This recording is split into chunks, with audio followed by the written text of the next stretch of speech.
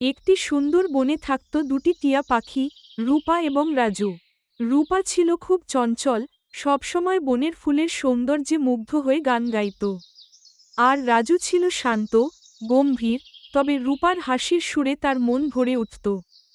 একদিন রূপা উড়ে গেল বনের অনেক দূরে, যেখানে বিশাল এক আমগাছ ছিল। সেখানে গিয়ে সে দেখল, কিছু লোক এসে গাছ কাটতে শুরু করেছে। ভয় পেয়ে সে তাড়াতাড়ি রাজুকে খবর দিল। রাজু শুনে চিন্তিত হয়ে গেল। সে ভাবল, যদি গাছ কেটে ফেলে, তাহলে শুধু পাখিদের বাসাই নয়, পুরো বন বিপদে পড়বে। তারা দুজনে মিলে বনের অন্য সব পাখিদের ডেকে আনল। সবাই মিলে একসঙ্গে চিৎকার করে গান গাইতে লাগল। এই বন আমাদের, গাছ কাটতে দিও না।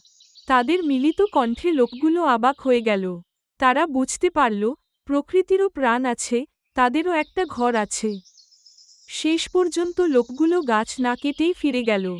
রাজু আর রূপা একে অপরের দিকে তাকালো, খুশিতে তাদের চোখ ঝলমল করে উঠল। তারা বুঝতে পারল, ভালোবাসা শুধু পরস্পরের প্রতি নয়, প্রকৃতির প্রতিও থাকা দরকার। সেদিন থেকে রাজু আর রূপা আরও কাছাকাছি এলো।